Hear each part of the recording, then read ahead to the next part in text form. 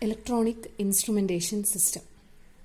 Instrumentation is the branch of engineering that deals with various types of instruments which are used for monitoring, recording, and controlling various physical parameters. That is, instrumentation covers different instruments which are used for monitoring various parameters. Monitoring means observing or measuring the value of some parameters, as well as it can be used for controlling the parameters and for recording. So some instruments are capable of recording the value being measured for future reference. So all these instruments comes under instrumentation. So this is the basic block diagram of an electronic instrumentation system. So the input signal is given to an input unit known as a transducer.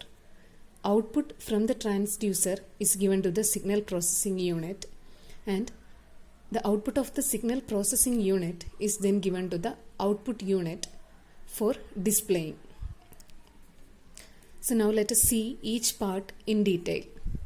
So first part is the input unit, that is the transducer. A transducer is used for converting energy from one form to another.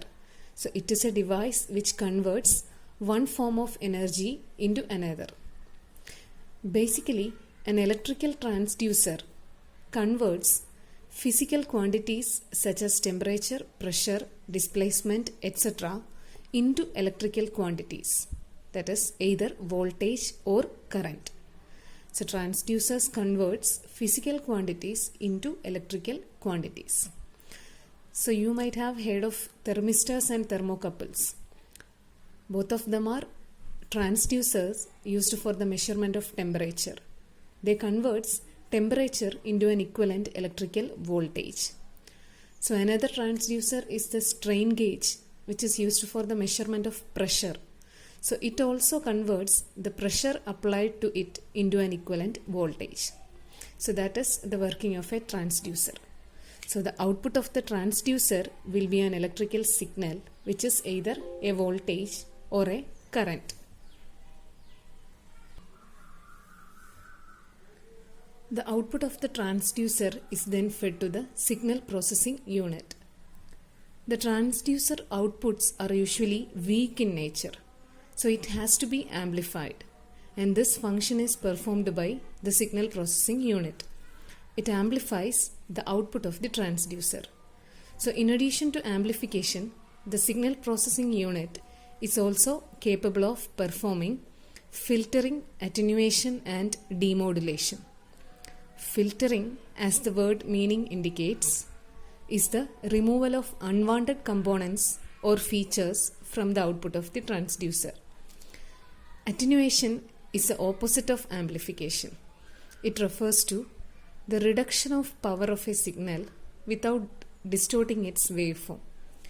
And demodulation is the process of extracting the actual signal from a carrier waveform.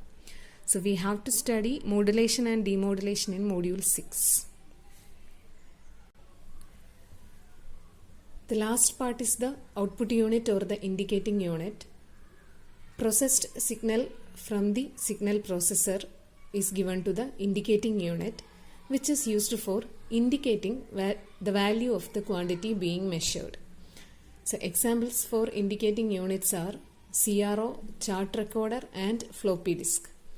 A CRO is a cathode ray oscilloscope, which is used for displaying the waveforms of voltage or current. So I will show you the CRO in our electronics lab. Chart recorder is another instrument which records the value being measured as a graph. And another one is the floppy disk. So let us see the digital instrumentation system next. Digital instrumentation system. So a digital instrumentation system converts the parameters which are analog into a digital signal.